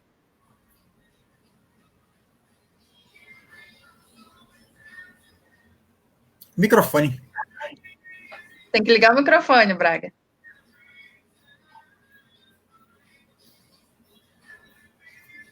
Conseguiu? O Sindicato dos Urbanitários, ele ligado à FNU, né, o Sindnorte, que é o sindicato, né, da Eletrobras, essa luta ela é incansável, tanto em prol contra a privatização do saneamento, como contra a privatização do setor elétrico. É importante ressaltar que o sindicato é o sindicato urbanitário que luta por essa causa. Inclusive, a CAEMA, na empresa CAEMA, tem tido muitos problemas, muitos impactos e muitos, como se diz, problemas. Mas depois da pandemia que se iniciou e se alastrou para o mundo afora, que agora nós não podemos falar da pandemia só a nível de Brasil, mas é mundial, e eu sempre digo que depois da pandemia, nunca mais nós vamos ter um mundo como era, é um novo mundo, certo? Então, a luta do sindicato, ela vem sendo uma luta intensificada, junto com a FNU, junto com o Sindnorte, lutando nesses dois objetivos, contra a privatização do setor de saneamento, quanto à privatização do setor elétrico, certo? Com relação à CAEMA, a CAEMA é viável, a CAEMA é deficitária. A CAEMA ela se torna deficitária por falta de uma gestão séria, por falta de um planejamento, né, um planejamento que saia do Palácio, que saia do governo do Estado, e um planejamento que inclua os trabalhadores, porque os trabalhadores da CAEMA, para se dizer, tem muitos trabalhadores da CAEMA, a maioria, ou porque não são todos, são competentes, sabe fazer. Agora, dificilmente é você fazer uma coisa onde você não tem um poder de determinação, né? Onde você sabe o que tem que fazer, é preciso fazer, e sabe fazer, mas tem alguém que está lhe impedindo. Justamente isso que parece que a eficiência da CAEMA, a eficácia da CAEMA, ela está aí, assim, enquanto a categoria, os trabalhadores, luta em defesa da CAEMA, parece que tem uma parte daqueles que não são funcionários da empresa, porque tem muito isso, a questão da privatização, mas também tem a questão de as pessoas trazer pessoas de fora para administrar a empresa. E isso tem sido um desastre na empresa CAEMA, certo? Porque termina colocando uma questão política, colocando pessoas que não sabem, né, para onde vai, não sabe, não conhece o sistema, tira quem conhece e bota quem não conhece. Então, isso aí só parece que, assim, na hora de, assim, somos contra a privatização, mas só se resulta, para nós, é isso que você falou. É alguns que estão empurrando a empresa para não dar certo, que é para poder privatizar. Mas nós temos certeza que se nós continuar nessa luta e cada vez mais abraçar essa ideia, eu acho que nós temos aqui muitos componentes fortes, nós temos, como foi falado aí, o sindicato dos bancários, é um sindicato de base estadual, o sindicato dos presidenciários, né? Então tem uma fonte de sindicato estaduais que, se a gente se aliar, a gente é capaz de combater esse mal antes que aconteça. Agora, se a gente ficar lutando, cada um pelo seu bem, aí a coisa não funciona. Nós temos que saber que nós precisamos de água, a água não pode ser privatizada, a energia não pode ser privatizada. Aqui já foi privatizada, hoje é equatorial. Mas muita gente já sentiu, né?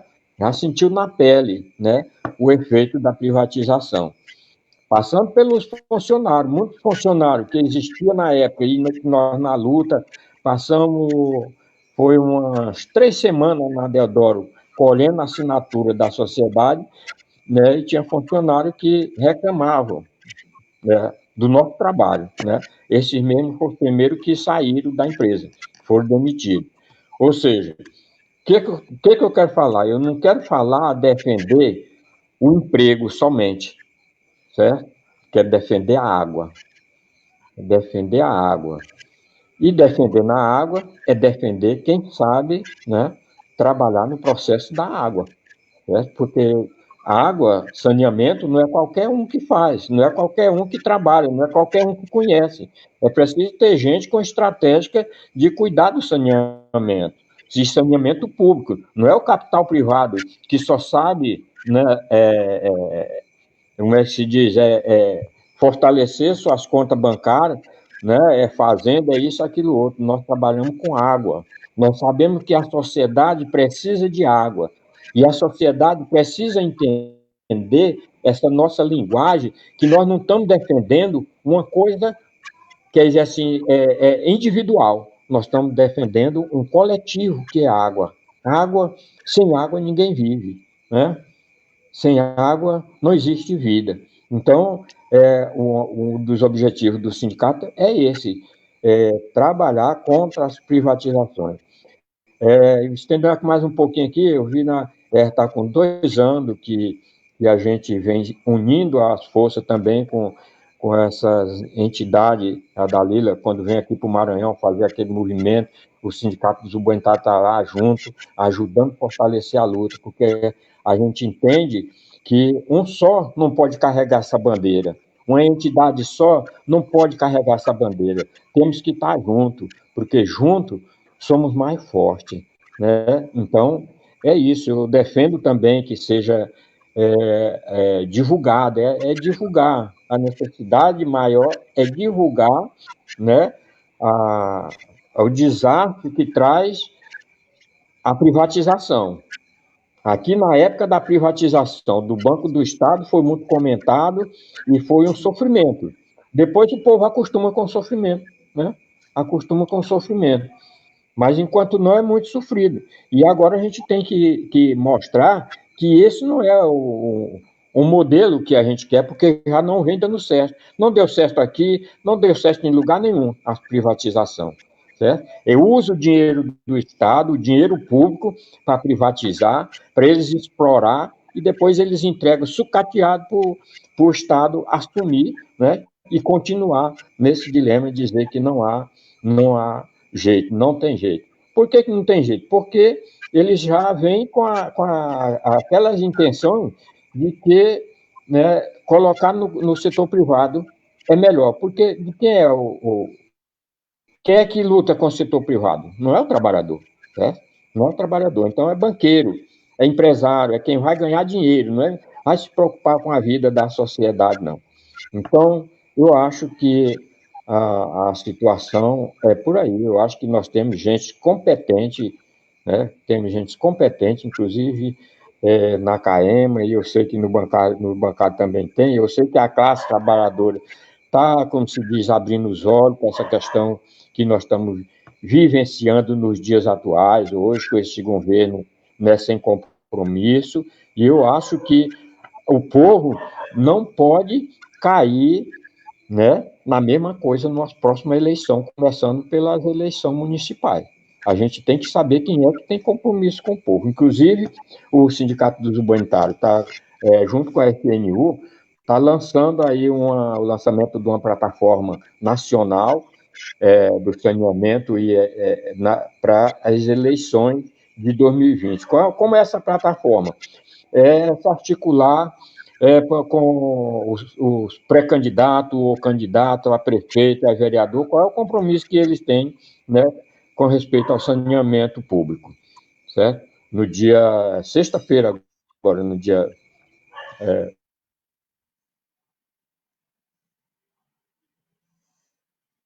Braga? Sexta-feira agora, dia 14? Acho que deu uma travada no Braga. Uma pena, estava interessante. Enfim, só enquanto o Braga volta, eu queria relembrar o que foi a luta contra a privatização do Banco do Estado, né? Eu lembro que nós não vivia a história, conheci dos meus companheiros mais antigos, inclusive queria mandar um beijo para a Regina, que é uma ex-funcionária do Banco do Estado, que hoje é funcionária do Bradesco, é da diretoria do Sindicato dos Bancários, está acompanhando a gente. Nós chegamos a recolher quase 300 mil assinaturas contra a privatização do Banco do Estado no Maranhão. Infelizmente, foi uma batalha que nós perdemos, e hoje o Bradesco é um dos sindicatos, é um dos bancos que mais demitem, que menos investem em segurança e que mais assediam os seus funcionários no Maranhão. Atualmente, o Bradesco, que herdou a malha do banco... todo mundo caiu agora, professor, ficou só nós dois. Atualmente, o banco que herdou a malha do Banco do Estado é um dos que menos investe em infraestrutura, né? A gente tem cidades como Peritoró, por exemplo, Riachão, em que as agências não têm nem sistema de vigilância pessoal. Ou seja, a vida do bancário não interessa para o Bradesco, e, infelizmente, o Banco do Estado, que deveria se preocupar, foi entregue, né? Foi entregue a preço de banana, como bem colocou o professor. Professor, a gente já está bem no avançado da hora, né? Vamos para quase 2 horas, a gente passou um pouquinho do planejado, tem muitas questões interessantes nos comentários. Infelizmente, a gente não vai conseguir responder tudo, mas é importante lembrar que o núcleo da Auditoria Cidadã da Dívida está funcionando aqui no Maranhão. Sigam os canais do Observatório de Políticas Públicas da UFMA, do Observatório de Políticas Públicas do professor Menezes, que também está retransmitindo essa live, tá bom? Os canais do Facebook dos sindicatos bancários, dos urbanitários, que provavelmente mais momentos como esses vão acontecer e a gente vai poder discutir mais. Não, professor? Manda um recadinho agora para todo mundo que está acompanhando a gente e que quer continuar acompanhando essas discussões tão importantes a respeito da dívida pública e da privatização dos serviços públicos. Bom, eu queria informar que o Núcleo já solicitou toda a documentação junto à Secretaria da Fazenda. Se não me engano, daqui uns 10 ou 15 dias nós vamos ter esses documentos. Vai ter início depois uma etapa de formação para começarmos a ler os documentos e começarmos a fazer auditoria, mas não só isso. A cada 15 dias vai se tentar fazer seminários, fazer atividades que mostrem como é que está o andamento da auditoria. Ou seja, a auditoria não é só analisar os números, mas é também fazer comunicação, dialogar com a comunidade, lançar um manifesto em defesa, propor uma agenda que permita à população saber exatamente quem foram os responsáveis pela dívida. Aqui em Alagoas, eu posso dizer o seguinte: os mesmos que endividaram o Estado foram os mesmos que se beneficiaram, são os mesmos que estão no poder até hoje e são os mesmos que votaram a favor de todas as reformas que retiraram nossos direitos. Ou seja, nós precisamos exatamente desconstruir essa coisa de Clark Kent e super-homem.